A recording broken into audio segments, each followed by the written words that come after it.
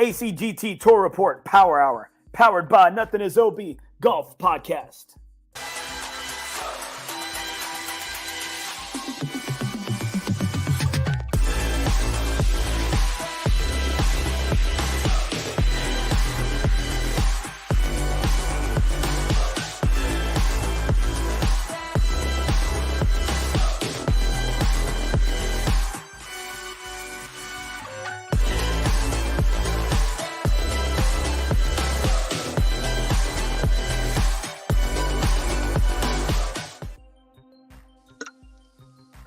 All right, guys, welcome to episode 7 of ACGT Tour Power Hour. How's it going tonight, guys? Can't complain. What's up, guys? Yeah, pretty good. All right, Travis, why don't you kick off the show with a bang? We got a big announcement right here. Big announcement. It is Tuesday night, April 19th, and Cedar Creek alternate shot this week, Saturday. Just sold out before we came on the show live tonight. Jason Bird sent out the text message that the final 2 spots have been sold. Jason, can you confirm that? Another sellout? Oh, I sent the text message, so yes, can confirm. There we go. Confirm. Yes. Thank you for the enthusiasm and the big shout out tonight, Jason. We appreciate that. That's a Texas size 10-4 there. Damn, man. Hey, he said that with so much conviction, though. I felt it. I felt it.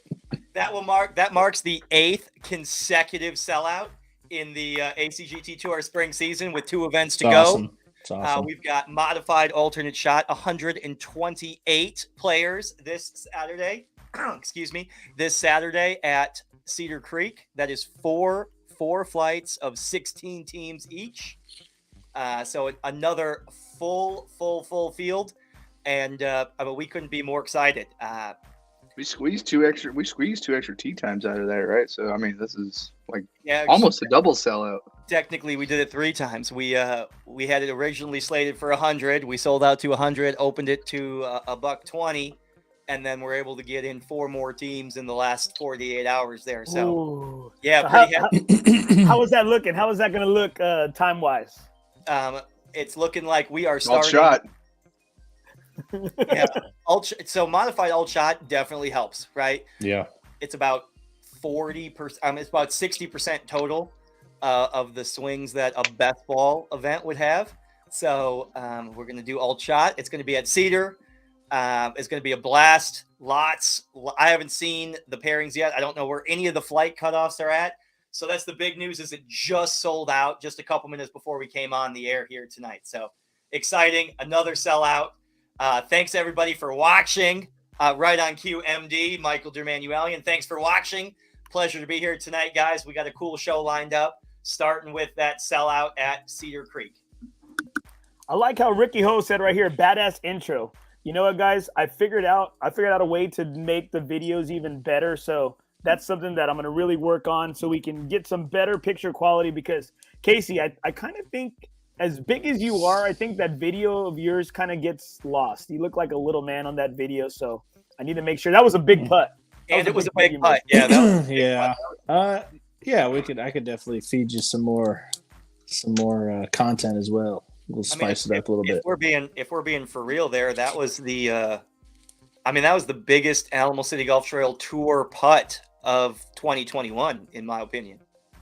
If we're welcoming Casey to the show with a big bold statement, that putt that's true. That putt with the sun setting is the putt that rang out through 2021. And then Steve Evans came back right the next morning, right on top of it, bam, bam, twice. Mm-hmm. And since Casey Graham, since that putt went in, we have won a South Texas Match Play Challenge on the road and sold out 8 consecutive events. Oh, maybe that was a good luck charm. I don't know. Maybe just have that horseshoe up your ass. Maybe that's what it is. There we go. Possibly. Welcome to the show, Casey Graham, head ambassador Casey Graham, joining us on episode 7 for the first time. Casey, say hi to everybody. It's awesome to have you on board with us tonight. Yeah, I'm glad to finally get on here. We just had some schedule conflictions, but I'll tell you what, you guys have really held it down, and Bird and DH and Travis and Andy holding it all together and being great. So there was no reason for me to be here when y'all were here taking care of it. Travis. Yes. I just looked at the tee sheet for Cedar, and it's not complete yet, but early projection is Tyler Pascal and Jason Berger A16. I called that. Perfect. So what does that mean? What is that? A16? What does that mean? That means, So, like that means I'm seventh- quitting the seventh tour. place. So when we're breaking flights, golf genius terminology uses letters as the flights. That's what you see on the tour sign-up sheet as affiliation. Your affiliation is A, B, C, or D for this event. 4 flights, A, B, C, D. Champ flight is A. First flight is B, and so forth and so forth. And Jason Bird purposefully, no offense, Tyler, chose a higher handicap for this event because he's trying to get down into first flight with Dustin and steal some of those points. And To be fair, Patrick abandoned me, and I had to go find another partner. Okay, Yeah. so let me ask this, Birdie, what's the deal, man? Like, I mean, when are you gonna catch any breaks out here?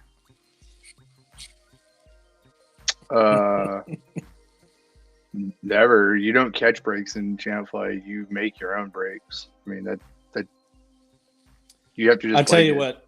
You just have to. Birds putts catch all the wrong breaks. Really. They do sometimes. It feels like, yes. Well, Bird's comment's right. The quality of play in championship flight is so good that if you're not on point, you're not top 3-ing, you're not getting bonus points, you're certainly not getting a victory cookie. There's no margin for error on the ACGT Tour in championship flight. The competition's just so good. Yeah, you must shoot better than your handicap in that flight. I got Casey Carnes right here. I guess I didn't perform well enough last time. Is that true, Birdie? No, I think I told Casey this. I was like, listen, I never felt so bad about shooting even par. We were at Riverside, and I looked at my card. And I was like, I didn't play that bad. I feel like I played like shit. Let's a shout out to 3-time tour champion Casey Carnes. Thanks for watching, buddy. We appreciate that. He played with Jason in the last partner event, and apparently has just gotten dumped for Tyler Pascal. Oh yes, dumped. Oh damn. Well, I mean, there's always somebody prettier out there, right? I mean, there is. I mean, Tyler has a real pretty mouth. Leave it to Jason Bird to be the one to dump Casey Carnes. That was great. Damn. But yeah, no, Cedar Creek alternate shot is a super fun event. Being the moderator or operator there at an alternate shot event is super fun because there's no skin in the game for me, right? If Jason's playing with Tyler and Jason hits a bad shot and causes a double, that's an opening conversation starter for Trav, and then I can just simply walk away while they're fighting. So I love alternate shot, and I love alternate shot at Cedar. I'm looking forward to it. And an A sellout of the year, super happy. Yeah, it's awesome. We can't get enough tee times. It feels like That's a lot of tee times. But now on the low right here, I heard somebody ask for your phone number, Travis, yesterday, and I said, you know what, I need to give it to him because he said that he wants to get into, I guess, the PC Masters, right, or the PC Masters, and is a former Masters champ. And I asked him straight up. I said, so you or Casey, who takes it?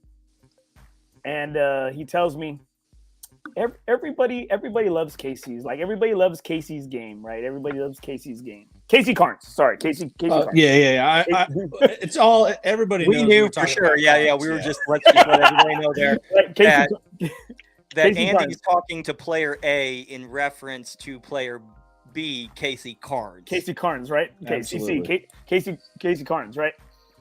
And he said, you know what? If we go to the tee sheets or to the record books, he told me that he's scored better than Casey a good amount of events. His name is on the jacket. Ooh. His name is on the jacket, and so I'd really love to see this matchup. Is it Aaron Flores? A-Flow coming Aaron back. Aaron Flores is the second Masters champion. He went back-to-back and then has another one in there. He has 3 Master wins, I think.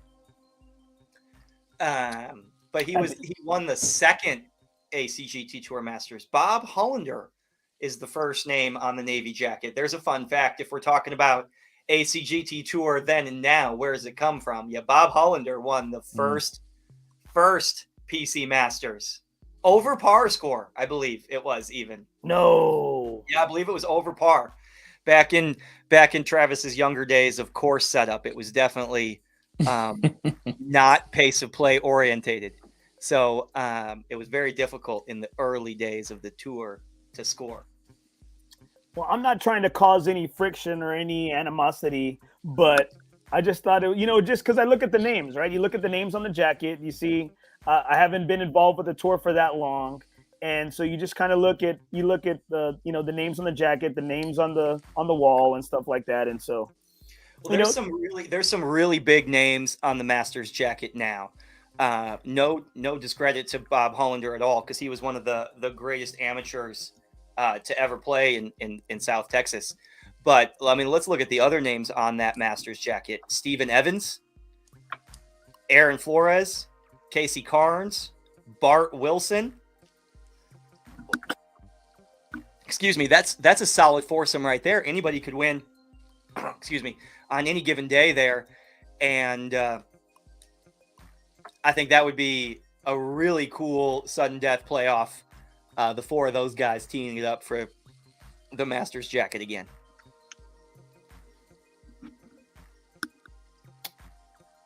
Birdie's off camera. Birdie's off camera doing work stuff, and I feel like I'm choking on my Starbucks over here. I'm dying. that mocha frappe latte isn't going down so well. Extra hot white chocolate mocha is going down the wrong pipe a couple times. I'm dying. I apologize to everybody watching. All right, as Travis is dying, Casey, I'm so thankful that you're finally on the show. Like, and you know what? Because I'm gonna tell you, you have I guess it's just your, it's your presence. Everyone is very like me. I was very intimidated just to see a guy like you with one of the world's tiniest putters. That means you have a gentle touch, but then you smack the shit out of the ball. So I'm sure a lot of people are so happy to get you on, to see you on camera, and just to really find out that you're just like a big teddy bear. Well, yeah, I mean, I don't know. It's just that's just I never really liked to alter clubs, so I just never even fiddled around with because I'm 6'2", I never really fiddled around with trying to extend a putter or anything like that. So just keep everything original length and learn how to hit those clubs. I don't really tinker around that much, but yeah, I guess you could say maybe a little teddy bear, but I think in certain situations you get me in it, like for instance, Houston situation, I got pretty intense there. It was head down, pedal to the metal, no sorries given, no handshakes given until that match was over. So it was as hell. As hell. It was dark as hell. Yeah, and you can go and ask Lucas Nato, past tour champion. Yeah, he'll let you know how intense it was. Yeah, Casey gets into it. Casey gets intense fast. It's like a light switch.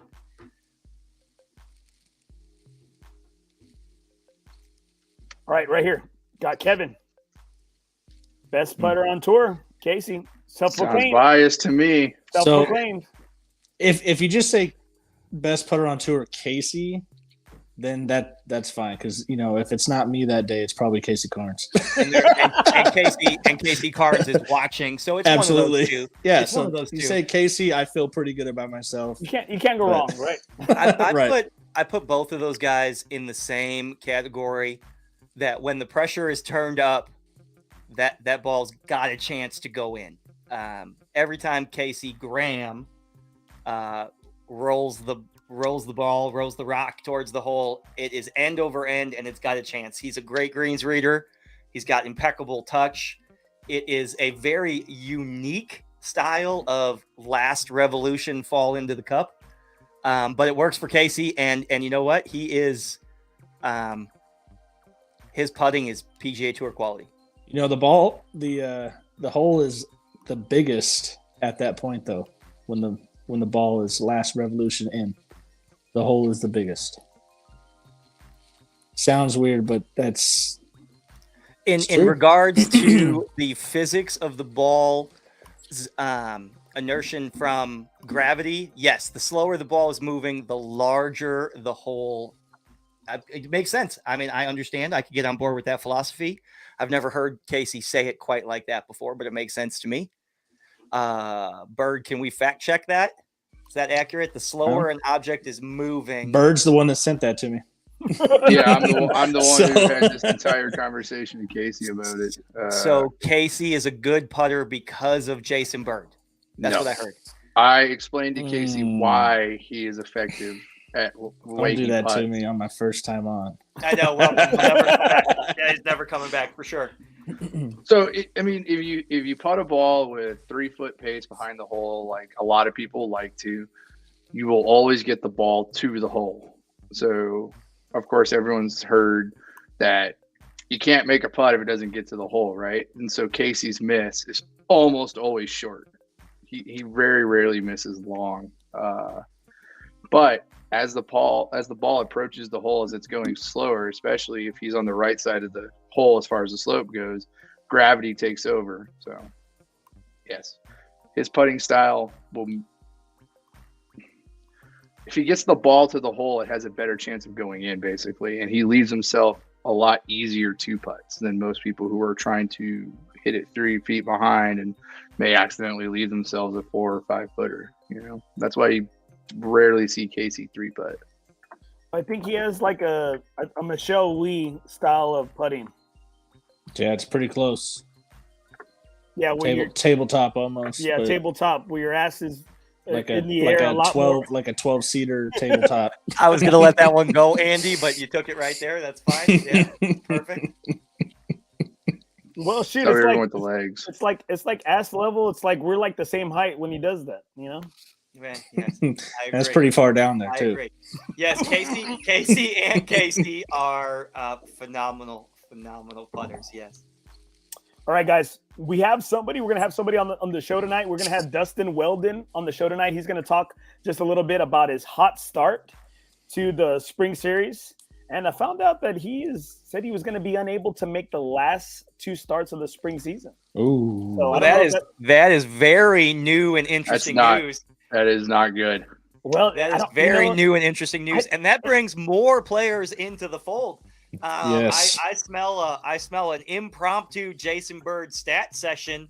How many people are still alive for the top 3 in the spring season? Coming up with Jason Bird later in the show.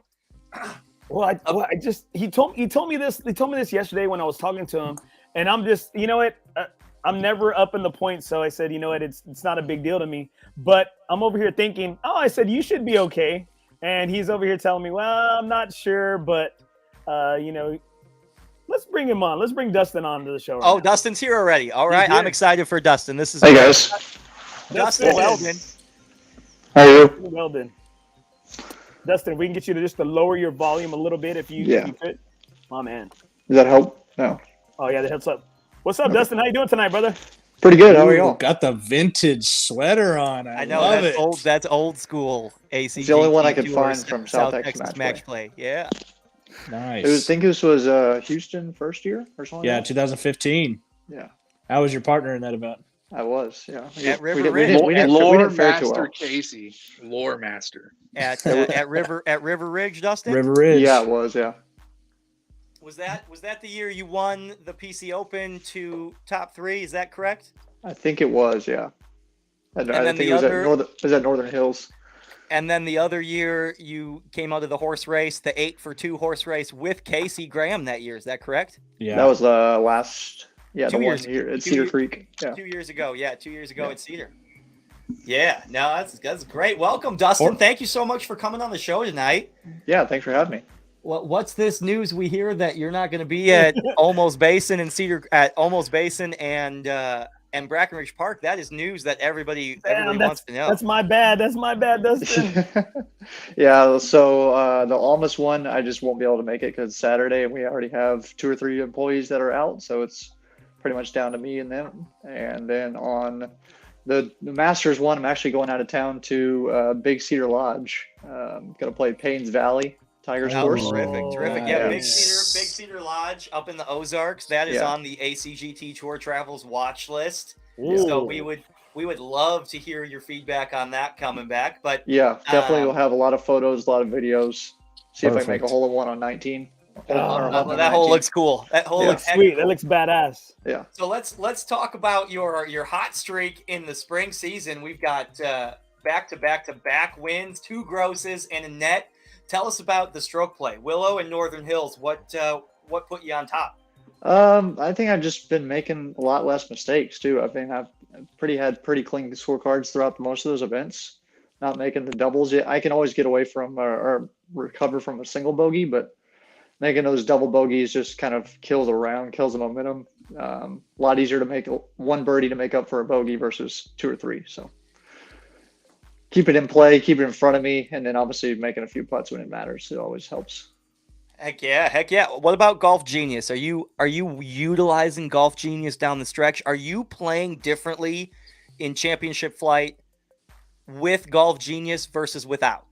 I would say yes. So like at Northern Hills, for example, the first 9 holes, I kind of kept it. I didn't look at it at all. Kind of checked it after 9, kind of saw that I was like 2 or 3 back. I was like, okay, just keep head down, kind of do your own thing. And then I checked it on like 13 after I birdied, and I'm like tied for the lead. Like, oh, okay, things change.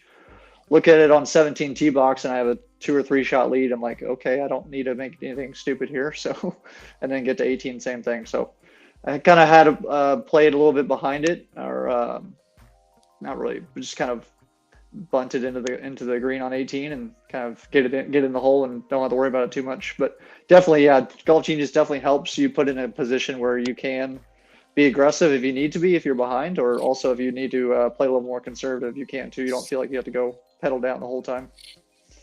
That changes things up though.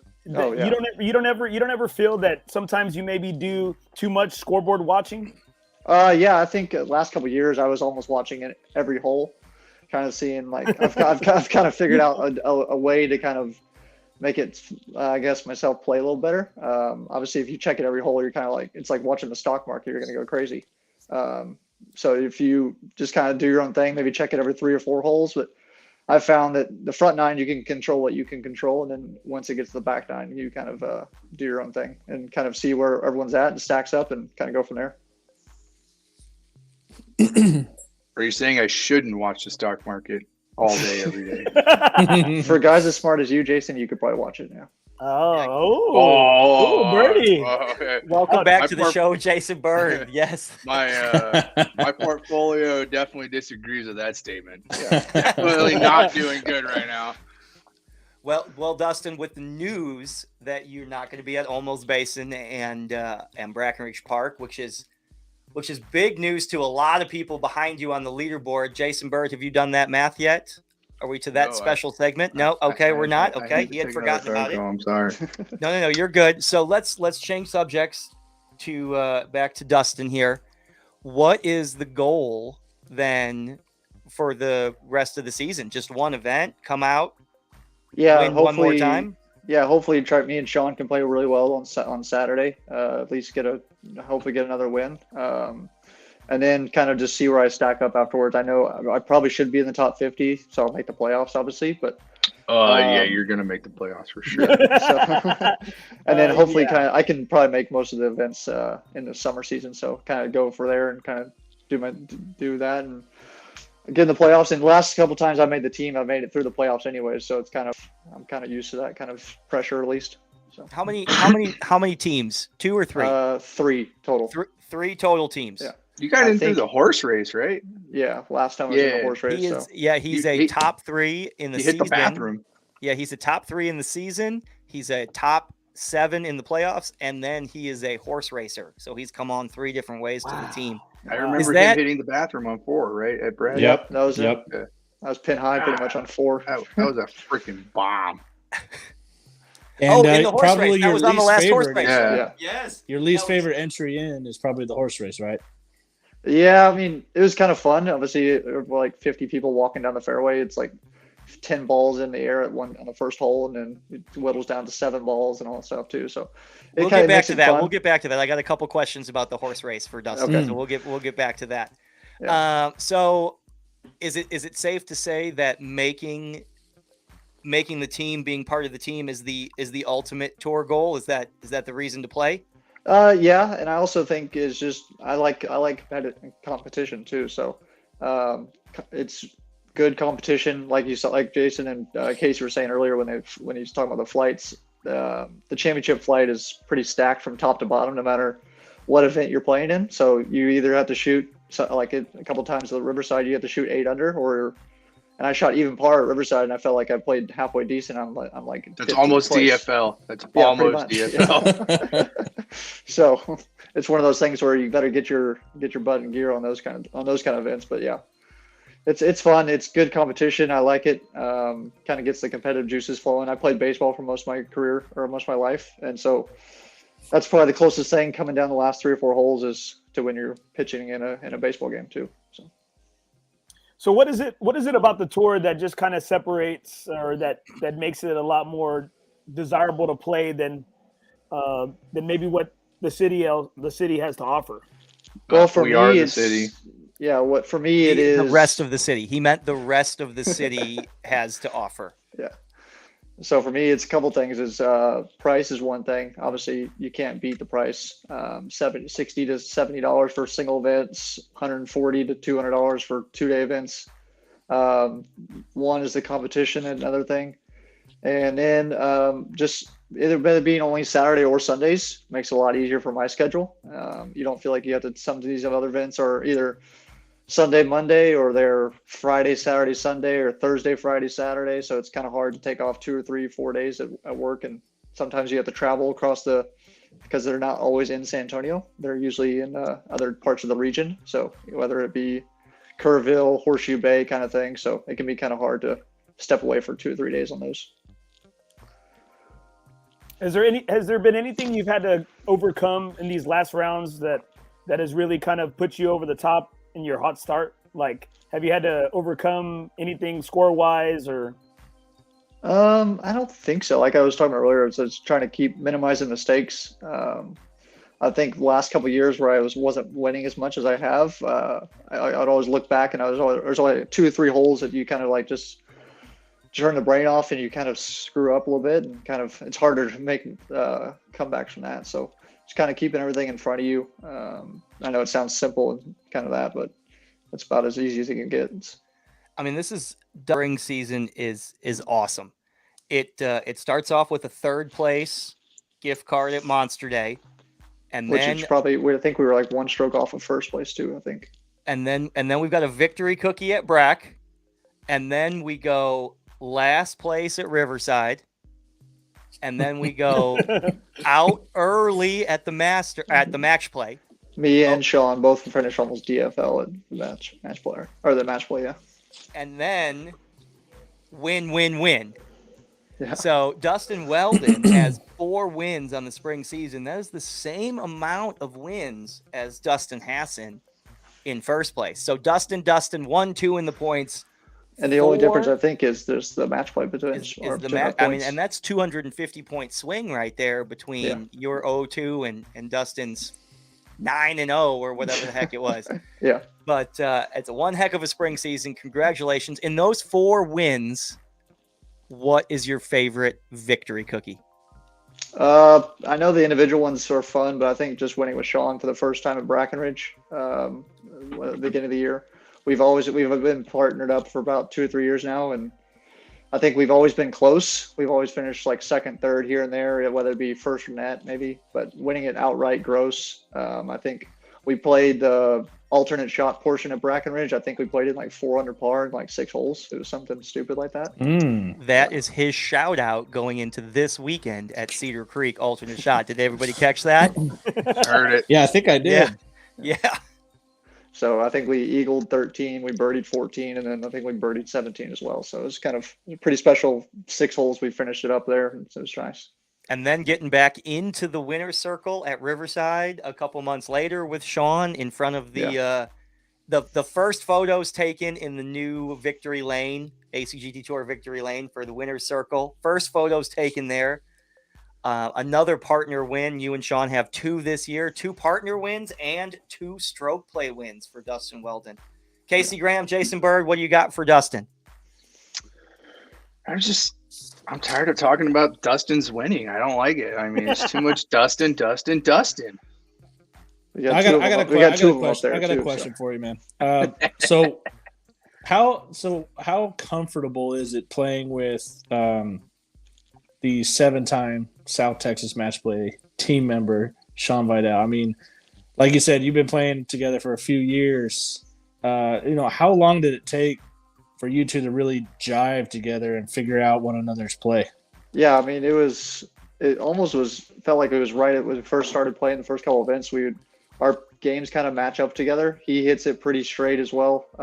I hit it a little longer than he does, but if he can put it in the fairway, it kind of frees me up a lot. I can kind of give him a little bit of a chance down the fairway, maybe have a wedge in his hand. I know he's a good putter, and when he gets his putter going, it's pretty dangerous too. So it's one of those things where, like you said, it frees me up a ton. And I think we both kind of just feed off each other.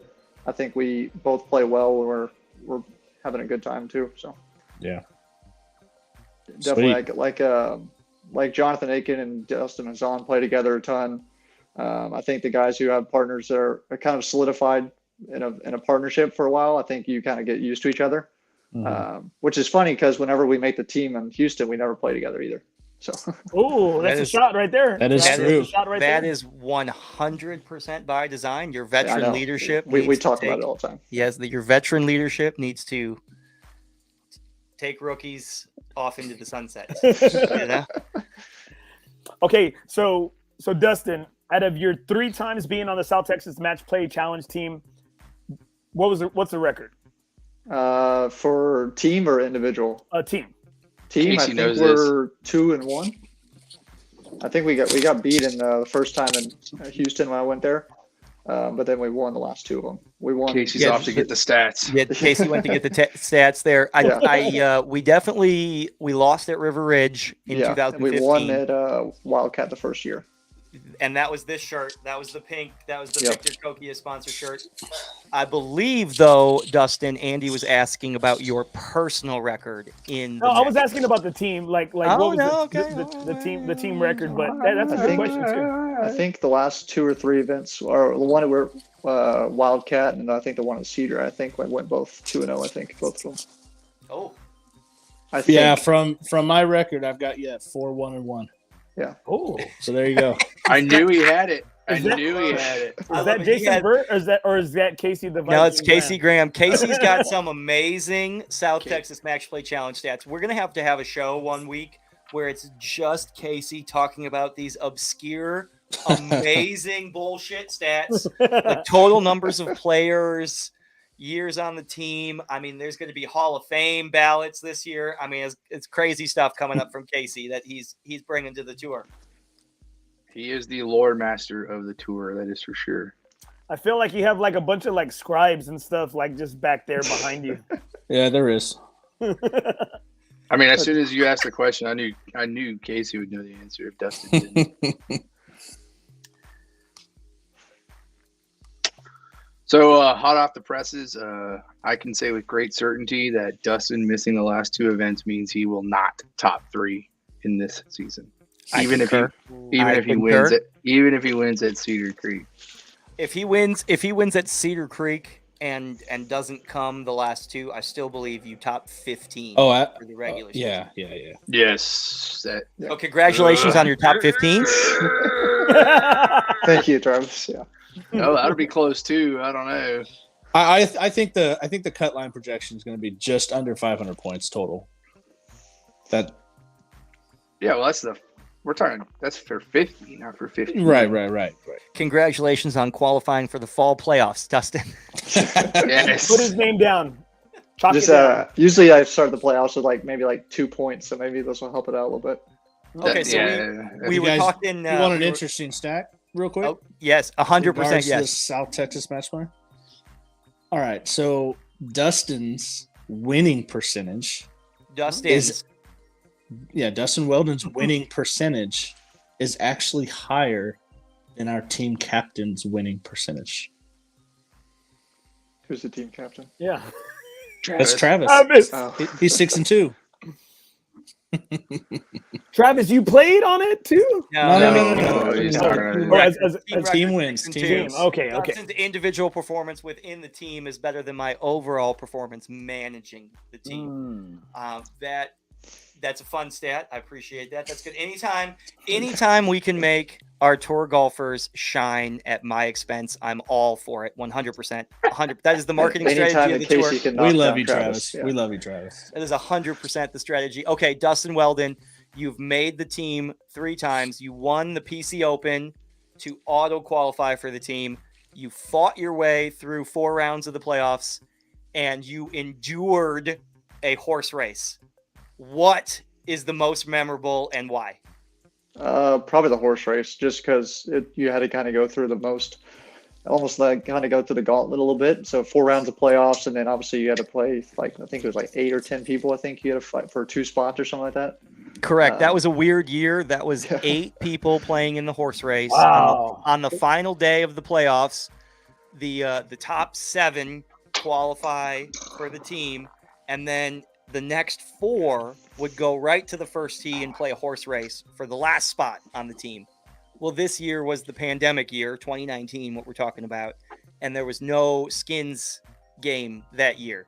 So it was 8 for 2. There were 8 people went right to the number 1 tee box, and the 2 winners are actually on camera with us tonight, which is ironic, crazy. But yeah, walk us through that horse race. What were you thinking going into that 8 for 2 horse race? What was the game plan? How did you survive that? Number 1 was don't hit it left on the 9 out of bounds. So I aimed as far right as I possibly could, and then. But if you hit it out of bounds on 4, I almost. I think I almost put it on the tee box at 7 too. That's how far right I was at. So, but I was 10 high. So that equals safe. Yes. Exactly. Yeah, you're good. You're good. It was hit almost a decent wedge up there high. and made birdie. I made birdie on the first hole, and then I almost 3-putted the last hole or the second hole on that one to get knocked out right there. I hit it like the first putt 6 feet by on accident. That's a really good point. Dustin made birdie on the first hole of a horse race, not sudden death playoff. So think of the horse race as you don't want to be the high score. It is high score out, not low score wins. So just because Dustin Weldon makes birdie there and there's 6 pars, the 7th bogey is the one that's eliminated. Yeah. The birdied 1, par 2, birdied 3, par 4. I still had to fight my way through it. So it's just because of how the handicaps worked out. Yeah, and the guys were playing. 16 handicap Brent Park took you guys to the 4th playoff hole. I mean, it was almost a chip in. It was almost a 3 for 2 chip off. Right. The way the rules for that particular horse race were written, it was almost a 3 for 2 chip off on hole number 4 at Brackenridge Park. But I had the location chosen. We already knew where the chip off was happening from and everything. Dustin Weldon and Casey Graham were the 2 bodies that emerged victorious from that. Well, it's funny is because me and Casey walked off the 3 tee box thinking that it was over. Yeah. We both birdied 3 and we're like, oh yeah, I guess we're done. And then Casey I tell you what, so mad. I grinded on my birdie putt for max amount of time as I could, and made that putt thinking, oh yeah, I'm on the team. And then Travis goes with this announcement. All right, on to number 4 tee. Here we go. Brent Park, Weldon, and Graham. Final hole playoff. How did that feel? How did that feel, Case? Did it kind of take your breath away, or I don't what? know if you've ever been in it. If you've ever been in it, grinding and finished like the 18th hole, or you finished the last putt or whatever, and then everything just switches off. That's a little bit how it happened. You're sitting there grinding, and then you make that birdie putt, and you think you've done it, and then you kind of turn yourself off a little bit, and all of a sudden you got to go and start the next hole. And I'll tell you, the par I made on that hole was just trying to make par. It was nothing pretty, but a par was enough. Oh, that was the tee shot you guys were just talking about for Dustin. Right, he drove it 340 into the bathroom left, pin high left. No, you remember you had the tee box way up though. in front of the sidewalk or a car I'm path. going to go on the limb and say I don't remember. That's why Casey's here giving the play-by-play. I remember there was a context where I was like, all right, let's go to 4, and Casey was ultra mad about it. I don't remember the context of the scenario. We had to explain it to him, and he still didn't get it. His comment to me as he's walking to the next, he's like, whatever, I don't get it. Let's just play the next hole. A big baby. A big Viking baby. Emerged Competitive. He thought he'd won. He thought it was over. That's a weird mindset to be in, where you think it's over, and then you're being told it's not over. Yeah. Now, Dustin, I've had the chance to really see how Travis really works in kind of like the meeting room with the team. Do you think, what's the type of job you think Travis does with getting his guys ready for the South Texas match play? It's a mixture between like if you're a baseball or basketball coach, it's kind of like a player's coach, and then also there's him when he's focused and all that stuff. Sometimes is when he gives his pep talks and all that stuff too. But then when you're out on the golf course, he's like your best friend, or trying to be your best friend, trying to coach you up a little bit, trying to help you out as much as you can. And then when he's in the meeting room or like in the at Cedar Creek, if you're in the dining room area, he's just kind of chill, laid back, or like we always see him around the scoring tent too. Setting y'all up for success. Pretty much, yeah. Yeah. Well, it's easy. It's easy when you have a golf swing like Dustin's. Big extension, big powerful swing, hits it a bomb. And let's be real, the last couple courses at Wildcat, not Cedar so much, but at Wildcat, you can really use that length to your advantage. You can, on the Highlands course specifically, you can hit it wherever. Yeah. The last time we were at Wildcat, River Ridge not so much, and Cedar Creek not so much. Those were much more target golf courses. So yeah, I actually figured out a game plan on how to play Cedar Creek as an individual tournament at least. So I kind of helped it more of just 3 woods and secret. 4 irons, 3 woods off the tee boxes, but then when you're playing in partner events, it's a little different because obviously you have a little bit of freedom, so you can kind of hit driver sometimes on wherever you want. Driver everywhere. man, that's what I have to do every time. Yeah. All right, Dustin. Guys, do y'all have anything else for Dustin, guys? Dustin, that's it. congratulations. You're playing great. Keep it up. One more tournament. Yeah. It's a big bummer that you couldn't be there I know. Sorry. in May, but that's all right. We'll get you on that team one way or another. 4 wins in the spring season. 3-time team member, Dustin Weldon, everybody. Thanks for joining us tonight, Dustin. We appreciate thanks for having me. everything. Yeah, appreciate it. Thanks for having me on, guys. All right, Absolutely. Dustin. Have a good See you, night, brother. Weldon. Yeah, Have a good y'all one. too. See you. I mean, if Dustin doesn't win the summer, I smell a wild card. It definitely puts him in good position for the wild card. One of those automatic spots for the team is the wild card. The most points earned spring plus summer plus the playoffs that doesn't make the team. The last couple years, it's checked out to be the next person in line, but it hasn't always worked that way. So it really is another way to put emphasis on playing in the regular season, right? The regular season means something. It gives you your starting place in the playoffs, and there's a pick that directly correlates. 66% of the weight of that pick comes back to the regular season. So the regular season means something. One event means something for the next. Every shot matters. We joke about it all the time, but every shot matters when we're talking about these point standings. Now, Absolutely. Who is the one the wild card pick for this past season? Dustin. Dustin Hassan last year, 2021 was the wild card pick. Most points earned spring plus summer plus playoffs that did not qualify another way. He would have been in the horse race either way. He would have been in the horse race. So he would have had an opportunity, but he got in as the wild card this year. Last year was Sean Vidal, or was that 2 years ago? 2019, Sean Vidal was the wild card. I think Sean Vidal got the second wild card that was vacated by Casey Carnes, who couldn't make the event. That's correct. And then I think Dustin Hassan got it the year before that. I think Dustin's gotten the he's wild back card to back. twice. Yeah. Preface, premium guy. on the regular season. The regular season means something. If the ultimate goal is to make it on the South Texas Match Play Challenge team, which is basically the Ryder Cup team, San Antonio versus Houston. If that's the goal, play in as many regular season events as you can, earn as many points as you can, start as high up the ladder in the playoffs as you can. That gives you your best opportunity. Even if you're not cashing gift cards week in and week out, you're still earning points week in and week out. And that really puts you on track in the playoffs. Well, it seems like that gives you the best chance. That gives you the best chance to be successful is by participating and giving yourself a chance. And then, hey, squeak in a top 3 finish here and there. And we talk about it. We talk about it every week. There's golf and there's tournament golf. So the more tournament golf you play, the better prepared you are for those unteachable moments in the future. The more prepared you are by playing tournament golf, the more ready you are to take on Dustin in the horse race. That's right. Now, Greg Keogh says that's the goal, man.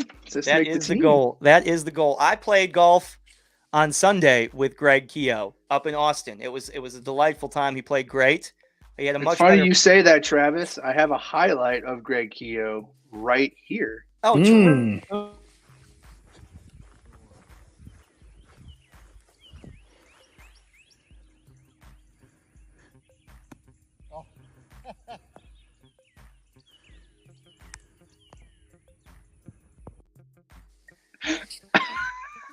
I did not know that was coming, Greg. I did not know that was coming. I apologize. Greg played good on the front. He was winning after the front. It was brutal. I played golf with Casey Graham in the lower right-hand corner of your screen, and then Greg Keogh watching at home. Thank you, Greg, for watching. For those of you just tuning in, this is the ACGT Tour Report on Tuesday, April 19th, episode 7. We are just kind of rambling. We just had Dustin Weldon on right now, and we're talking about the point standings. And I got a chance to play with Greg Keogh and KC Graham this past weekend. Greg Keogh is currently in 16th place in the point standings. And we absolutely can get an instant replay of that shot. Can we see it one more time, Jason, please? We can. I can put. We're getting.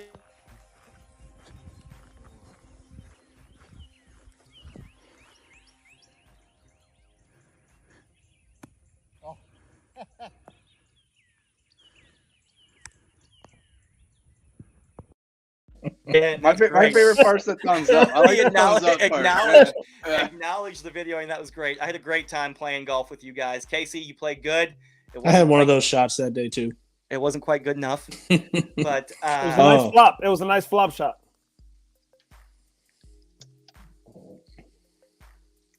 There we go. That's right. There's a premium. Scott Williams put playing every tournament gets him in the 5th spot. I absolutely agree. Now he's had a great spring season as well, right? But playing in every event is the reason why you can get by with one bad round and still be in the top 5. Now what would you say is just like a point of emphasis to get out to these events for those, I guess, those newcomers, those first timers? Would it be just to get more familiarity with with the ACGT trail, with the courses, or with the formats or setups, or what? It's to meet the Viking, really. He's scary. He's intimidating. He's a big teddy bear. Me and my pants. Ooh. Oh. Yeah, 100%. We never want new golfers to feel intimidated or out of place. We are there, and the team of ambassadors is there to be approached, ask questions. I try to direct everybody to the FAQ page on the tour's website, www.acgttour.golf. There's an FAQ page there that will answer a lot of your questions. When you sign up for your first event, read the notice to players, read those emails that come out, read your local rule sheet on your golf cart day of the tournament, familiarize yourself with the publications that are out there for you. And then don't hesitate to ask questions of the ambassadors. That's why they're there for you. They're there to help. They're there to make you feel comfortable. And then you're absolutely right, Andy. After 2 or 3 times, you know how it works. You know you got to sign your scorecard. You know where the player scoring area is. You know that your name's on the scorecard and the golf cart before you roll in. That first time can be a little intimidating, and we do everything in our power to make it welcoming and friendly and not intimidating. Tournament golf that's approachable and access to everybody. Most approachable ambassador. Laura. All of them. I'll tell you what though. We definitely have gotten some comments about the ACGT Tour ambassadors marshaling, and they have all been positive. 100% positive. ACGT Tour ambassadors out there marshaling, especially late in the afternoon, assisting with lost ball searches, rules of golf, etiquette. I agree completely that Laura is definitely the most approachable. But if we're taking Laura, the only female ambassador out, I'm going to say Greg Graff is super approachable. Sando is super approachable. Casey. Look, Casey Graham just looks intimidating. He just all looks the ambassadors, any ambassador you come across is approachable. The reason why they're an ambassador is because Travis has singly picked them because they're going to be the ones that will take the time to answer questions, point you in the right direction. Like for That's example, correct. I will point you to another ambassador. For example, my first time out on the tour, coming to play with the tour trail, it was slightly intimidating to go and talk to the tour director, Travis Salkowski, face to face. So I went back in the day in 2014. Michael Freeman Jr. was an assistant captain for the tour, and I actually went to him and talked to him first. So that's why the ambassadors are there. If you don't want to necessarily talk to tour director or someone that in charge up there, talk to the ambassadors. We'll help you out. We'll guide you directions. Exchange phone numbers. That way you can exchange emails. That way you can ask questions and hopefully we can help you. The ambassadors are really there for another line of assistance before you get to the scoring table or you're emailing me afterwards. I am 100% there. My phone number is on every rule sheet. I ask that you text me though. But it's also in the ladies' bathroom. It is for a good time call. And the men's. Don't tell Sabrina. But 100%. The ambassadors are there to help. That's exactly the definition of the word ambassador to me, is to help grow the tour. They are there to be another avenue for customers to come to for assistance, questions, help. And then they allow me to be where I need to be on a tournament day when there's 140 players running around and a golf course that's going crazy. They run the day-to-day operations and allow me to be where I need to be. So I would say that every ambassador is approachable. Every ambassador is settled into their own niche. I'll tell you what, I wouldn't want to hang out with Sean Vidal when he was coming at me if I was behind on pace of play. I wouldn't want to. No, he's scary. He scared me. He did that to me at Brack, and I was like, he's scared. But I'll tell you what, that's exactly what the back end. He's a big ass dude. That's exactly what the back end of that golf tournament needed. That needed Sean Vidal telling Andy Torres to hurry up. He scared the shit out of me, but I knew I was quicker than him. Hey, Andy, you want to hear a fun fact? Oh, I'm like Travis, always. Sean Vidal was very possibly like a PE coach of mine when I was in elementary school. But now he's a GT teacher. Yeah, he was at my elementary school the same time me and my sister were going through. My sister definitely remembers him for sure. He's a very kind of small world, right? He's a very intimidating figure. Sean is not intimidating. He's cool, dude. I like that guy. Don't let his height and gigantic putter scare you.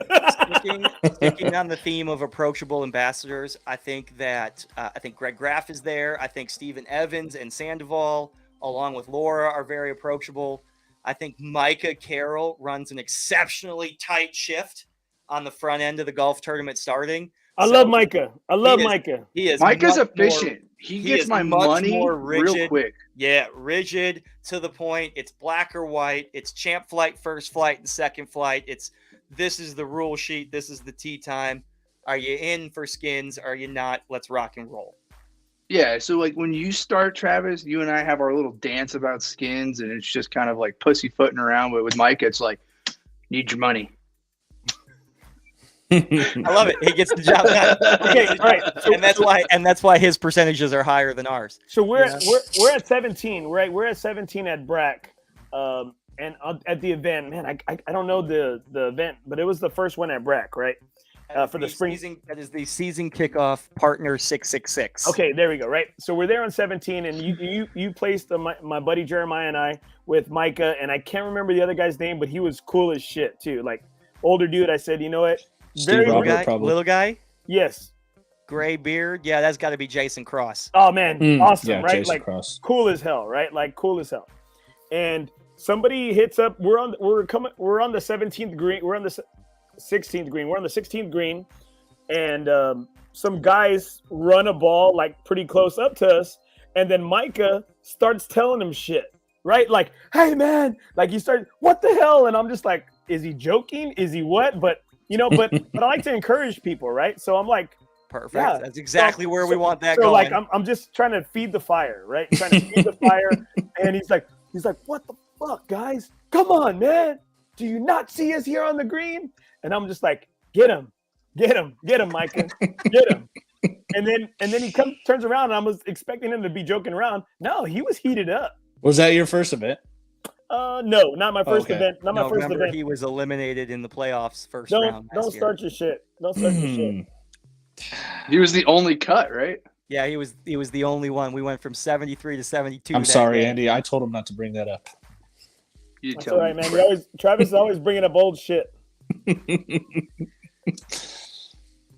But hey, Michael's cool as hell, and you know what? A big shout out to all the ambassadors, and I include Andy Torres as a tour ambassador in that list as well. Andy Torres, big shout out to you volunteering your Tuesday nights in and out. Thank you for all you do. For you ACGT Tour golfers at home, check out his podcast on Thursdays. Nothing is out of bounds. Nothing is OB, South Texas Golf Podcast. I'm looking forward to this Thursday. This Thursday, I have Shannon May on from the Hero Golf Tour, and I'm really curious because, man, I get kind of annoyed. I get kind of annoyed when we're at the golf course and they're there, right? They're there on a par 3, and I'm just like, they want you to donate and stuff, and so I want to talk to her about that. I was like, do they ever just get tired of getting people to donate? I'm like, look, I don't want to sign up for the points. Here's some money. I don't need the gift card from the shop. I'm probably not going to get it on the green. And so I'm really looking forward to it because I know it's got to be a labor of love. It has to be. Yeah, it's for a good cause. Everything's for a good cause. Like that's all about perspective, right? It's all no. She's got a great story, and I'm looking forward to hearing it. And we're also going to have a representative on from PGA Hope, and so. Cool! That's an excellent show. Tune in to Nothing is OB South Texas Golf Podcast. That's Thursday nights with Andy Torres. You can find the link from the tour's Facebook page, so we will share that up there for you this week again, and we will get you as many viewers as we can. Well, it was pretty funny because we're at the Valero Open, and some guy comes up to me and he goes, "Hey, you're on the show with those other guys, right?" And I'm like, "Yeah, that's me." They're like, thank you, sir. Thank you, sir, so much. What y'all are doing for San Antonio golf. Oh, it's amazing.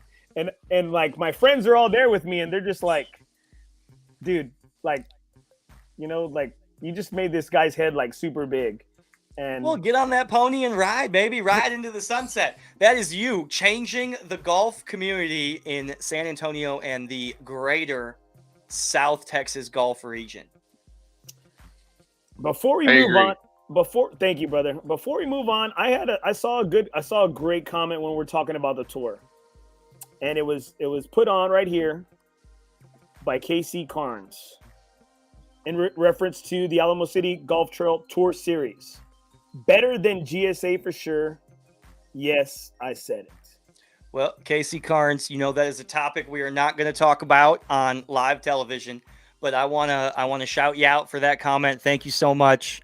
I saw that come across the screen in real time, and there's no bigger compliment to the tour or to me personally than that comment right there. Thank you so much. And it means a ton coming from you, somebody who crosses over into other elite amateur competitions. I mean, he just qualified for the Texas Am today, so Yep. congrats, Just the Mr. same. Carnes. I saw that. That means a lot. I think that means a lot coming from somebody that has played and represented, that has played in so many amateur mid-am events and considered one of the best amateur players in the city. I mean, one of the best for sure. 100%. Thank you so much. That's a big compliment. Very PC of you, Travis. Very PC of you. Yeah, we're not going to get too big into the nuts and bolts of that. But thank you so much for that. We appreciate the crap out of it. We work hard to put on the best amateur golf experience that we possibly can.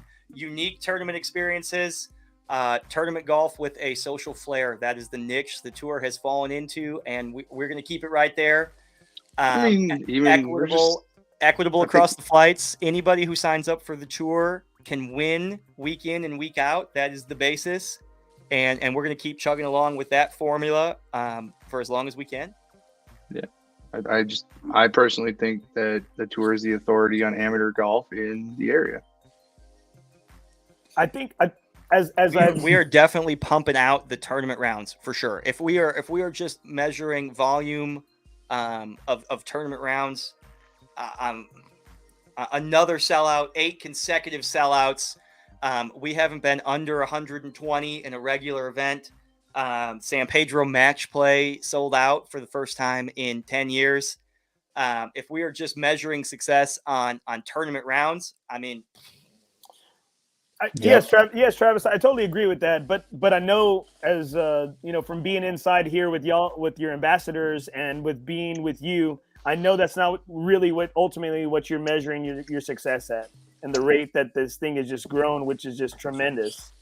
And I think, really, like you stated, I think y'all are like trend setting for everybody else to follow suit. That I just don't think y'all have anything that can be duplicated. Very rarely am I speechless there. Thank you so much. I mean, that's an amazing compliment, Andy. We appreciate the crap out of that. The ambassadors grind it out every week, really, really making it a unique tournament experience every time you come to the golf course. We want, every time we have a conversation, it's how do we take it to the next level? And this year, how we take it to a couple years ago, the next level was Golf Genius live scoring.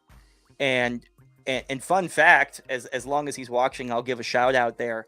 I was really, really against live scoring for a long time. Who was the one that really pushed for it? And Casey Carnes. Casey Carnes was the one who said, "Hey, bro, this is next level. Shut your mouth and trust me on this one." And we brought it to the tour next year. He was the one who really, really pushed me over the top on live scoring. And I remember saying to myself one time, I think it was at Northern Hills, where I'm like, man, you know what? If Casey Carnes is pushing this, I should really go take a peek at it. Because Golf Genius had been out there for a little bit, and it wasn't the product that it is now. I mean, it is all inclusive now. I mean, Golf Genius is buying companies week in and week out. And Jason's telling me Golf Genius can basically run the tour for us in the very near future. Right. But Casey Carnes was the one who pushed me over the top for Golf Genius. And then this year, taking the tour to the next level is what we're doing on Tuesday nights. I mean, we're bringing golfers on live air. Where else can you get that? Photos of flights, victory cookie sponsors, engaged sponsors from top to bottom, trips across the country, live podcasts week in and week out. You know, we really try to take that tour experience, that tournament golf experience for every caliber of golfer, and keep elevating it and keep elevating it and keep elevating it. And how do we do that? And that's what these ambassadors are tasked with week in and week out. And you know for yourself how you fall down that rabbit hole and how it spirals fast, Andy.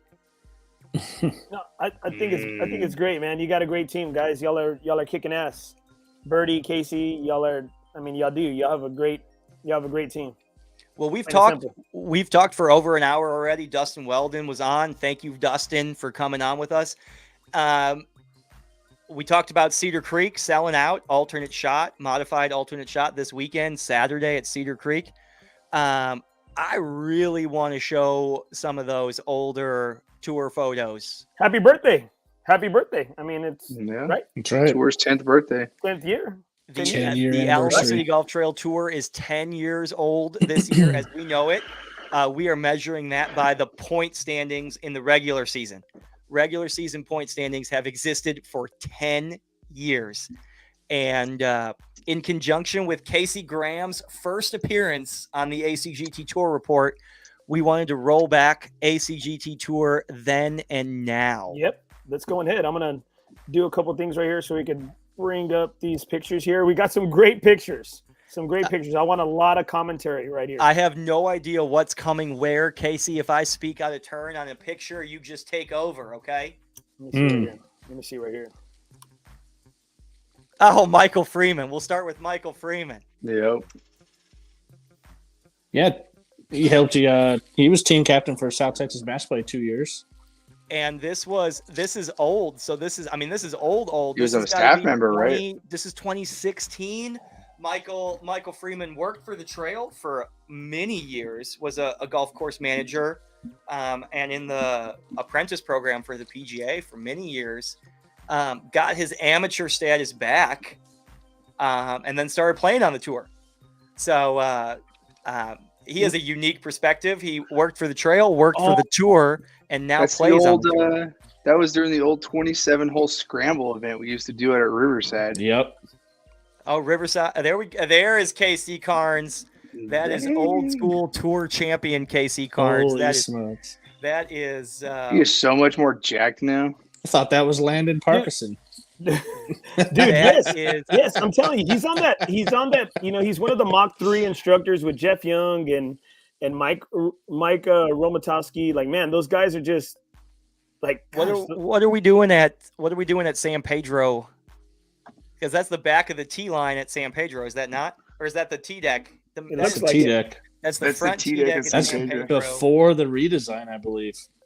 Is it? You think? No, Yes. that's after. That's after. That's after. Look at the sport lights behind him. Mm. There you that's- go. That's after. That is fall of 2017, I bet. But if you remember right, we staged the trophies there for a while. Oh, we did keep the trophies there. Yes. That was when I was the When you had your office there. Yeah, my So, office. so you think it was just a photo? A photo? Yeah, it was a makeup photo. shoot. for Makeup time. photo. I bet you that's exactly what it was. I bet you it was a photo that he wasn't at the banquet for, and we just snapped a photo. I bet for sure, Correct. because that is definitely ryegrass on the tee line there. Oh, good Lord, there it is. That is it. That is 2017. That's what that other picture was from. That was the year San Pedro reopened. There's Dustin Weldon and Sean Vidal. There's in Jerry. the back. There's Jerry Mulder on the left. That's David Castillo. Behind him is Lee Mull. There's Bill Evans to Casey Carnes' left. That's Ed Trevino. Is that correct? Ed Trevino Yep. from Uvalde. Brian Murphy on the right. And Keith Mitchell in the back right up there. Keith Mitchell. And then, of course, Casey Carnes' famous shot on hole number 1 fairway from Monster Day several years ago. Oh yeah. That's the year I was number 1 in points going into the last round and didn't even make the team. 2017. Perfect. Look at that graphic. That was a good graphic. There we go. There's Art Mesa's career round. Tiger. That tournament must have been on a Sunday. But I believe that. No, I believe has- that was Olmus Basin. It has to be, but you know what? You can't tell what year because he wears it every Sunday. Well, it was definitely. Golf genius.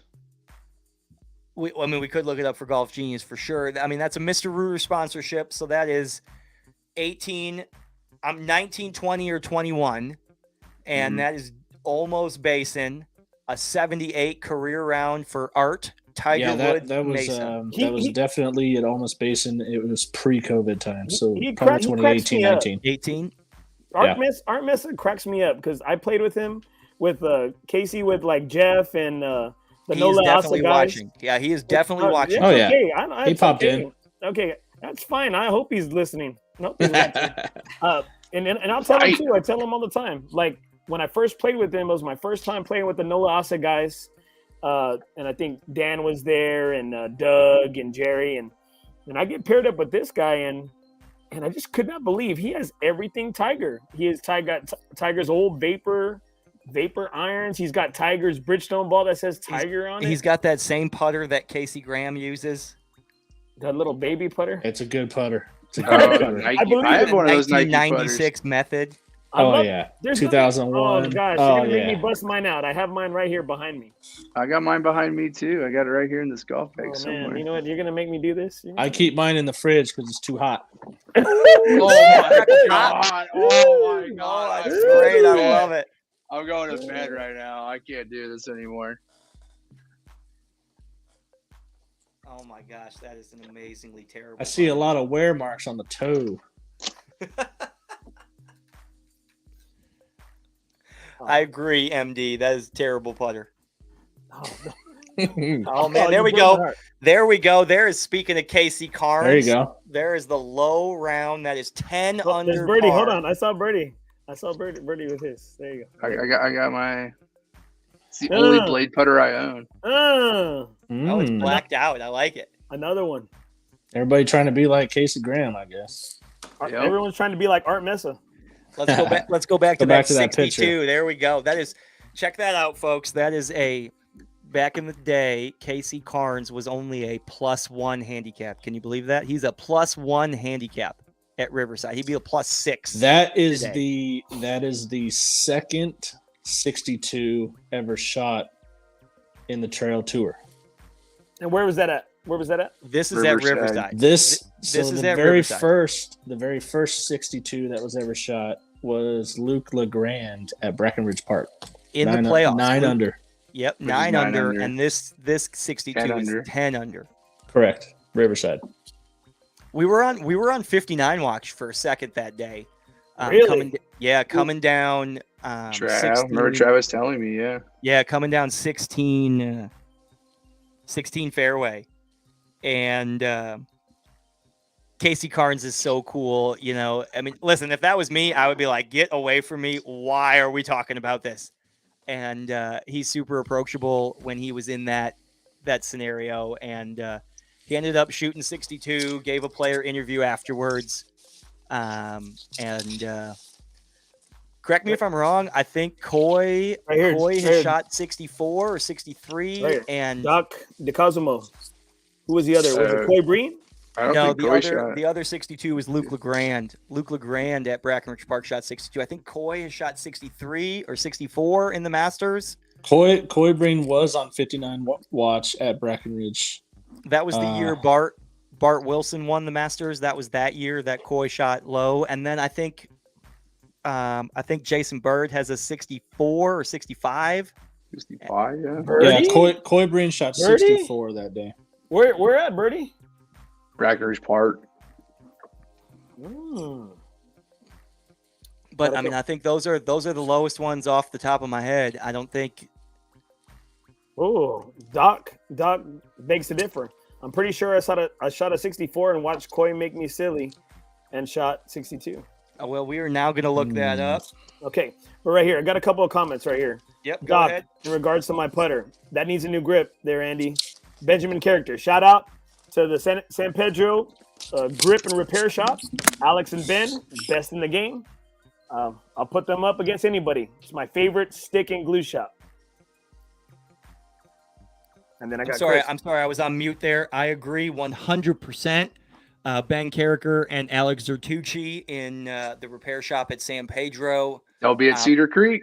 Those are the only guys. Oh, in the tournament at Cedar Creek. That is awesome. They will be. Those And are I the love- only guys that touch my equipment. I love them to death. And I love Alex's new haircut. He looks really young and he looks really good right now. He's in a good place. Nice. He's got the curls out. I cannot talk on the curls, but I'll tell you what, long hair is in right now. He doesn't have it. He cut it off. Long hair's been in since 2015. He cut it off. I think long hair's out now, right? Yeah, it is, man. It's so outdated, especially if you keep it in a ponytail all the time. All right, here we go. Next picture. Casey Carnes again. Casey Carnes, looking good in that jacket. That is the Masters jacket that we were talking about. That is the 2019 Masters that he is winning there. He won in 2018 and 2016. If you look at A-Flow's name on the jacket there, in 2014, 15, and 17, it was the Aaron Flores and Casey Graham show for a while, with Bob Hollander winning the first Masters. And then I misspoke earlier in the show. I said that Aaron won the second. That was actually Craig Hall that won the 2015 Masters. Aaron started his run in 2016. Travis, I have pulled up Golf Genius for the 2020 PC Masters, and Patrick DeCosmo in round 2 shot a 68, and Corey Breen shot a 63. 63. Okay, so that's close. So Patrick was off 4 shots for himself and 1 shot for Coy. That sounds about exactly the same way Patrick puts scores in gin. So I mean, it's exactly what I would have. That's exactly what I would have thought. It's the fish story, right? It was like it started out small. Yeah, I mean, that is perfect. Solid. I'm so glad Patrick's watching. Thank you so much, Patrick, for commenting.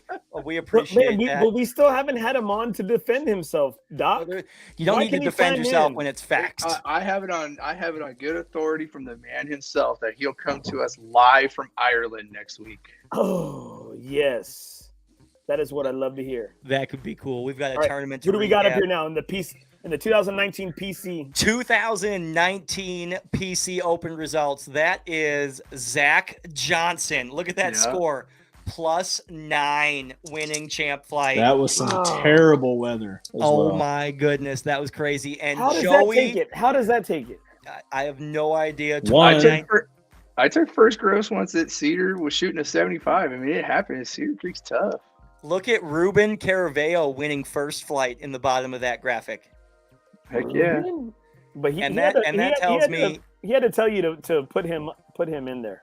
And that tells me that Joey Workman, net champion, name on the jacket. Joey Workman, fourth flighters are people too. Joe Workman looking good. Got that 40 regular jacket on. I mean, Joe Workman looking slim. I believe that was the year he got married.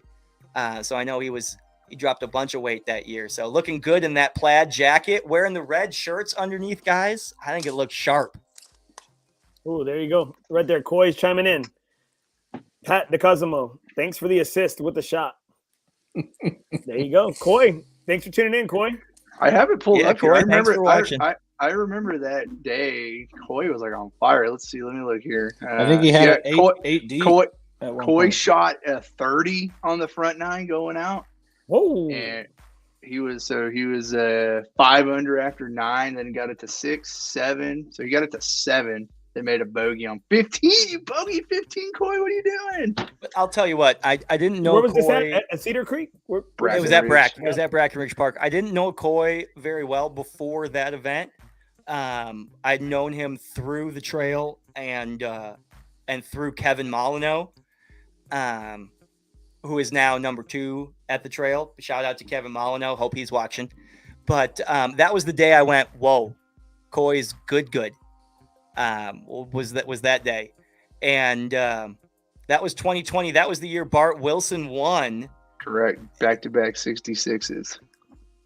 And I think Coy and Bart Wilson were playing on that final day together. Is that right? Yes, Coy bogeyed 18 to lose by 2. Bogeyed 18? Where did he hit it? That's what I want to know. Coy, where did you hit it? To where you had the bogey. Let's see. Oh, he was in the group behind. Yeah. Okay, that makes sense. Yep. There you go. Had to fire at the pin and missed green. And that is the standard Sunday hole location at Brackenridge Park there on hole number 18. It is 12 paces on, 4 paces from the left, which checks out 4 paces from that left diamond side over there. But now with the Brackenridge Park bunker renovation, that shot is way, way less intimidating with that left bunker being removed. Yeah, it's a little swale / collection area now, so with a little bit of grass to work with. I remember Weldon water comes into play, but right here Weldon having a weird shot. Next picture, here it is, right there. There we go.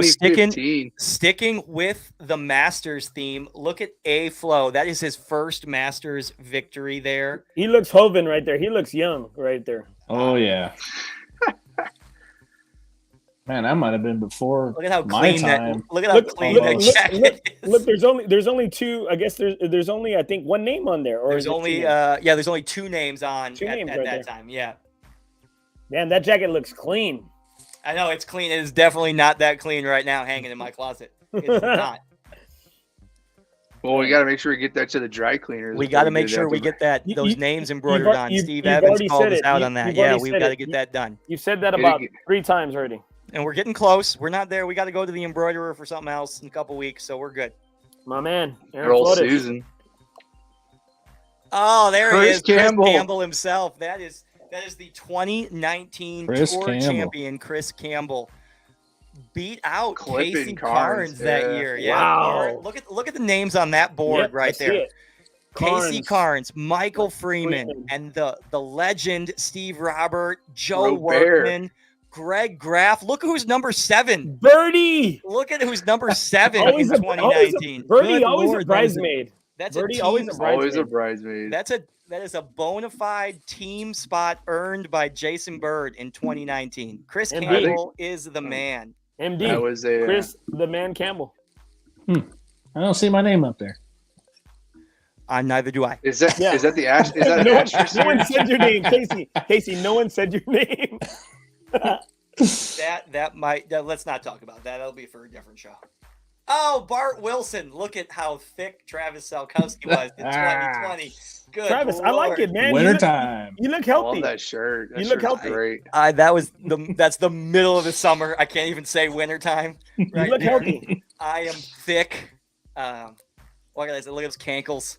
You look good, man. I It's like the it. You butter. look good. I like have it. not. It is the butter. It's us Wisconsin people. We cook with real butter. But I'll tell you what, I have not worn shorts in public since that day. I'm sure. Are you sure those are shorts? Those look like capris. Look behind. High waters. Look at the mannequin under the tent in the background. His legs are almost the same color as mine. But that is Bart Wilson. Bart Wilson, Masters champion in 2020. Consecutive 66s. That year, Brad Huey stormed onto the tour with his net Masters win that year. Hasn't left. He's been with us ever since.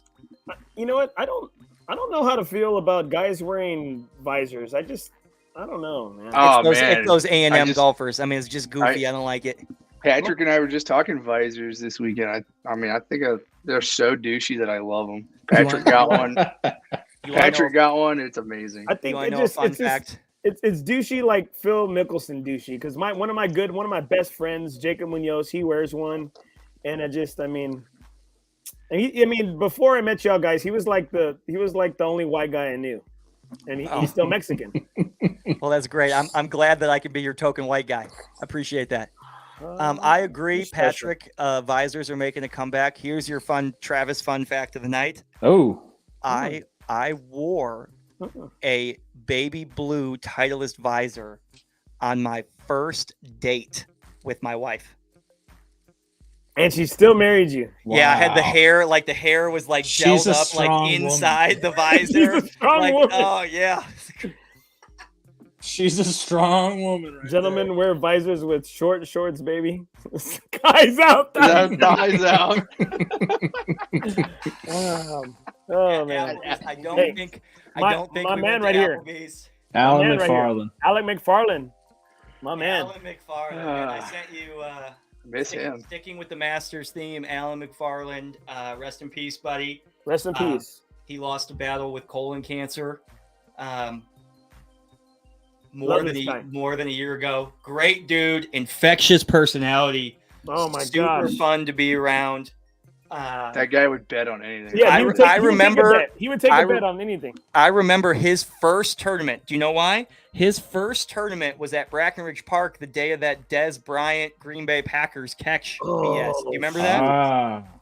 That was Alan Des caught it. McFarland's first tournament. He It was did. not according Thank to you, the Bertie. rules. It was not a catch according to the rules. Bertie, he did catch it. He got According it. to the rules of Shouldn't have dove for the end zone. according to the Shouldn't have rules, dove it was for not the a end catch. He definitely caught that ball. But that was Alan McFarland's first tournament, and I still remember him sitting on the wall on the 18 side of Brackenridge Clubhouse, and he was the only dude in the room that agreed with me and Casey that it was not a catch. Oh man, you know what?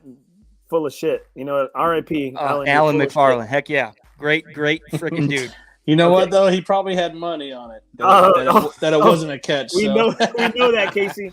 All right, quick. I love these old pictures. This is Man. great. Let's keep going. Hold on. Quick story about Alan. All right, so I'm playing with the Nolasa guys, and I shoot an 8 in the 80. Right, I shoot an 80 at Riverside. I beat Jeff Keeker. I beat Art Mesa. I beat Alan. I beat Sergio. These other guys. I beat Dan, Doug. Right, and I take all their money. And Alan tells me afterwards, "Hey, what's your handicap?" And I said, "It's a 16." Oh, we're gonna have to readjust. And I told him, I said, "I don't give a shit. Readjust it." And so, sure enough, next time I was a freaking 10. And I was like, "Well, I was just talking shit, Alan. I wasn't being serious." No, I mean, I'll give you 10 and play you any day, Andy. Let's go. Oh man, hell yeah, dude! Shoot, you'll crumble, dude, under the pressure. That's probably a true statement. Oh, Gregory that's Graff. Greg Graff. GG. He won the season that year over Victor Kokia. Victor Yeah. Kokia finished second that year, That was COVID year. and Greg Graff on the team that year. Name on the jacket. That Couldn't was- happen to a better guy. That was fun fact. Let's carry on the fun facts. I'm The fun full fact. of them tonight. Fun facts with Trav. That was the day that Greg Graff became an ambassador Oh yeah. by agreeing to go on the third ACGT Tour travels trip to Paco Ridge. That was that day. The day that picture was taken I almost killed him there. was the day. Yeah, heck yeah. What almost killed him? Let's save that for a tour travels episode. Yeah, Okay. I agree. That is maybe an after hours unfiltered story, but Greg Graff, everybody there.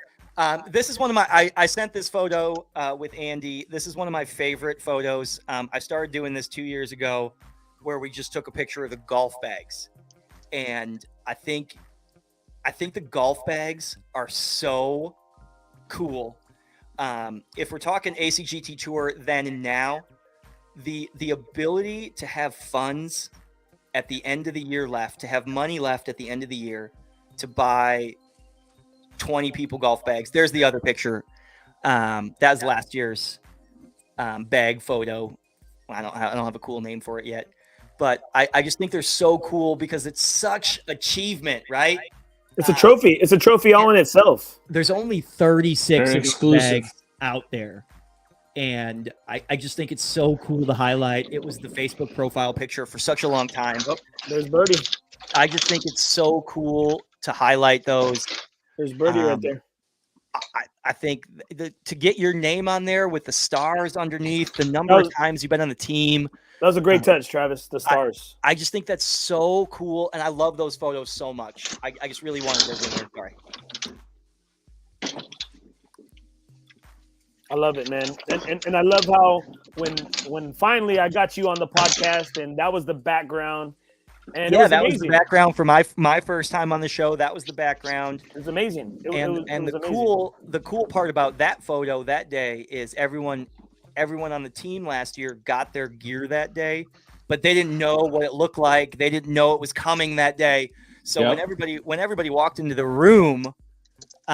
everyone was just blown away. It was like, hey, bam! It was Yeah, I like how you had different models. You had Birdie modeling it. Hey, this is the big and tall version, and then this is Travis, the short and small version. well, that's Sean Vidal on the left. Those are 7 stars under his Yep. name. Damn. He is Only missed one. Only missed the team 1 year. This is the 2020 team at Cedar Creek. That bag photo is my second favorite photo all time ever taken of the tour. Oh, cool. I love it. I love seeing that. Let's go back to that. I really love seeing those bags right there. And I love that. You see a lot of guys are proud of it. And I know this is at Cedar Creek Golf Course here in San Antonio, and I love seeing those. And I love that day. That was the practice round day, was it not? The day before the tournament. The energy was super high. Mhm. The weather was great. The course was really good. And Also I want to shout out to Laura Lewis and Sean for putting together these towels that go along with the bags, matching colors. Names on the towels that year. I mean, it was really, really special. Yeah. I love those photos. I'm not too sure if you're familiar, but I know somebody had got their bags stolen. Yes. And Yes. do you know who it was? McCurdy. Yes, Daniel McCurdy. Daniel McCurdy had his bag stolen. And I remember it was one of these, right? It was this exact bag, and Casey Carnes gave his bag to Danny to replace it. Oh my gosh, dude, that is a huge gesture right there. That's a man. Casey Carnes, you're a man, dude. All right, let's see some more pictures here before we sign off for the night. That is the 2020 South Texas Match Play Challenge team. El Plateau. Let's go top left. That is Michael Freeman, Dustin Weldon, Casey Graham, Jeremy Semlinger, Sean Vidal, Greg Graff. Our shout out to Goosehead Insurance sponsor Sean Sexton. Next to him, Daniel McCurdy. There is our very own Jason Bird. Great picture, Birdie. Great pose. Plateau Hombre, Brian Dishman. Jerry Mulder was the sponsor at the time. Mr. Reuter Plumbing of San Antonio. Thank you so much for what you guys did for the tour. Bottom left, that is yours truly, rocking the green mirror glasses. Next to Micah Carroll, stone cold serious faced Micah Carroll. Jason Sandoval, Steve Evans, first place in the point standings, Dustin Hassan, and always finds a way to make on the team, Baldo Elgea. Always on the team. Don't know how he does it, but he is there. I think we should try to solidify him into just Baldo and just give him one name. Well, he's the only player recognized by Baldo. Yeah, he's Baldo on the scorecards. There is our reigning tour champion, defending Masters champion. That tournament's coming up in a month. Defending tour champion, 2-time team member, Steven Evans. Rocking the limited edition Tilly hat. May she rest in peace. Oh, great. That was a great hat. That was a great hat. Rocking the Masters jacket. That's got to be the is that the 17th green at Brackenridge That is 17. That is 17. Yep. The Tornado. The Tornado himself. That is the defending player of the year. That is most points earned on tour. That is 2021 Alamo City Golf Trail Tour player of the year, Lucas Tornado. He now has a walk-up move. I love it. He does? He does. Yeah, it's great. Yeah, it's amazing. You got to be there in the victory circle to see it, though, Andy. I need to. Man, shoot. No. All right. Well, I'm probably never going to see it then. All right. What else do we got? Come hang out on Saturday. There's last year's final standings. Chris Walker, Sandoval, McDowell, CJ Gomez, Ray Kang, Sean Vidal, Scott Cunningham, Jeremy Jaramillo, Doc, Patrick DeCosimo, Lucas Tornado, and Steven Evans. Dustin Hassan was the wild card selection. Rick Hoinsey got the sponsor selection, and alternate to the horse race there, Tim DeHoyas, made the team, had a hole-in-one in Houston. Really. He was the alternate in the horse race. He was got alternate. because Jacob McCrary Left. wasn't Yeah, wasn't there anymore. Yeah. We couldn't get a hold of him. So he got in as an alternate? Yeah. To the horse race and then won it to get on the team. Damn, dude. That's Yep. all it takes. That's all it takes, dude. You just Is need an survive in opportunity. advance. Survive in That's right. advance. And the last one right here. Last picture. That is Victory Lane last November in Houston at Wildcat. That is the victorious team this year. Winning on the road is so tough to do. Congratulations to everybody in that photo. That was a fun That weekend. was Patrick's first and only teammate. He'd been wanting that forever, and That he was was so such happy a- to make it. That was such a fun weekend, and winning on the road is so tough, and that was really Andy Torres's introduction to ambassadorship and being part of the tour. Andy Torres was there. That That whole was weekend. awesome having him there. It Having really you there, was. Andy. It was awesome, man. No, it was Like, amazing, truly. man. It was amazing, guys. I'm glad that y'all allowed me to be there with y'all, and it was badass. I'm telling you, like, I'm speechless. It was just really, I came home that night from Houston, and I mean, just like right now, I'm getting just a lot of emotions right now because I appreciate y'all letting your guard down and letting me into the circle, and it was amazing. It was beautiful because it was beautiful golf. I was out there for freaking hours, and you know it, and it didn't even feel like that because I just loved to. There was so much action. There was a shitload of action. There is never a dull moment that entire week. I There's got never a Doc dull I moment. got Doc with the club throws. Jay Bird stepping up, but always staying ready. You know, like Little Caesar, you're hot and ready. You're always ready to go. Hot and ready. When your number was called. I'm gonna save that. Ladies, call me. I'm hot and gonna ready. save that right. He knew it. But you know what? But Bird knew Hey, it, man. hold Like, on, he just- hold on right now. We need a poll. Can we do a Facebook poll? If there was a T-shirt that said "Hot and Ready," ACGT Tour, would our customers buy that? Hot and Ready. Does that have my silhouette on it? Yes, exactly. Oh, I damn. love it. Can we It's gotta do the be like at trophy an angle. It's got to be silhouette? like at an angle. It's got to be from that one picture when we The trophy initially did pose. Sold. when we initially did the first ACGT Power Hour video where it's just your face. It's got to be that one. Yes, but silhouetted out. That's perfect. Yes, Hot and Ready. Birdie. ACGT Tour. Can you do it, Birdie? I Done. I can do anything with money. Bird can do anything. It's done. But no, Oh, guys, it was amazing. No, it was amazing, and I'm just telling you, like, I don't know if it's it's my role is different, and I hope one day that it might change to where I would love to be on that team. But I said I was perfectly fine in the seat I had. I had a front row seat, and again, I'm a teacher, I'm a coach, and so I really love Travis, everything, the build up. The camaraderie of the guys, and shoot, man, like if there would have been a letdown, I wouldn't have seen it coming at all. So like everything happened the way I expected it to happen. It just kind of lived up to the billing. Well, from my perspective there, it's so difficult to go in with the thought process that you are going to win, especially on the road.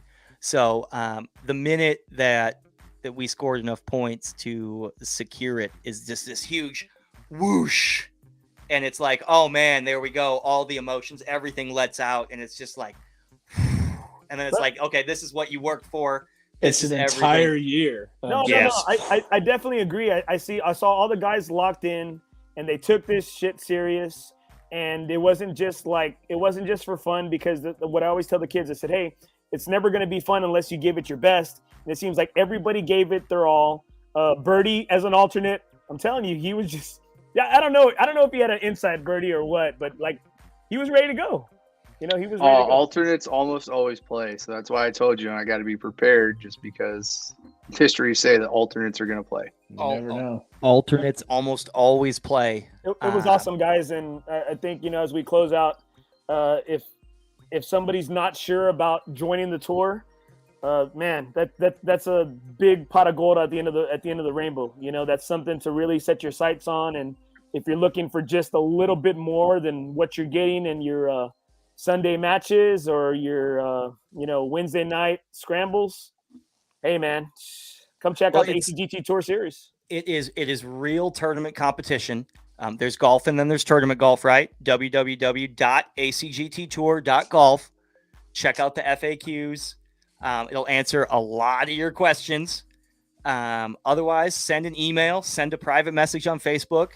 Myself or one of the lead ambassadors will reply. We are so attentive to that because we want to continue to grow. We want to continue to bring new people to tournament golf and to continue to give these unique tournament experiences. One tournament means something to the next, and we are here to grow the game of golf in our community on the tournament level. Nope, you're not trying. You're doing it, man. And it's just, hey guys, awesome stuff, man. It's pumping me up. Well, guys, everybody back home, thanks for watching. This was the ACGT Tour Power Hour on Tuesday, April 19th. Power 2 hours. We are rocking and rolling tonight. It was a great show. The big news that started the show an hour and 40 minutes ago was that Cedar Creek has sold out, full field, 128 golfers this Saturday. Our golfers at home should be expecting notice to players. First notice to players tomorrow night late. First notice to players. Second notice to players on Friday morning, with tournament kicking off at 7:30 a.m. First tee time, 7:30 a.m. Championship flight, Saturday the 23rd, which only leaves 2 regular season events left. The Alamo City Golf Trail Tour's triumphant return to Olmos Basin on May 7th, and the Players Club Masters, which we saw tons of pictures of, past winners tonight, at the end of May, I think the 21st and 22nd there. Those are the 2 events that are open for registration. Immediately following Players Club Masters, we are on the 2022 Alamo City Golf Trail Tour Travels trip. 24 golfers going to Whistling Straits and Kohler, Wisconsin this year. We are so excited. I think it is 40 days only until that trip. So we are, I know it's so exciting. We are buttoning up everything. We are getting the goodie bags. The sponsor. It's officially my next golf trip. It's like the next one on my road. I'm excited. I'm looking forward to it. Which one? When you're breaking away from the group, or? No, that one. Yeah, that one in okay. Wisconsin. It's not breaking away. It's playing Aaron Hills with my good buddy Jason Sandoval. I just want to make sure. If we're being for real, the trip hasn't started yet. It starts on Sunday. Jason's playing Saturday before. Okay, see, that changes everything. Yeah, I didn't know you were being for reals. It's an A squad thing. I mean, listen, I'm gonna be playing with those guys. I'm gonna play those guys with this guy Sunday through Saturday. So Travis just wants you all to himself. I know. I'm sorry. We don't want to share, Bird. There's enough of me for everybody. Goes wrong? What happens if something goes wrong on Saturday and Bird's off gallivanting around? Are you liable, Travis? Are you liable? Jason is liable, 100%. Yes. Liable for what? Reliable for everything. Everybody at home, thanks for watching so much tonight. Great stuff, guys. Hey, thanks, Dustin, for being on the show. Thank you for all your comments. Make sure you check it out. Follow ACGT Tour Series on Facebook. Check out NothingisOB Golf Podcast, Instagram, Facebook. Hey, guys, it was awesome tonight. www.acgttour.golf. We'll see you on tour real soon. Casey Graham, Jason Bird, alongside me, our host, Nothing is OB Golf Podcast, Andy Torres. Thank you, buddy. My name's Travis. We'll see you guys next week here on the Tour Power Hour.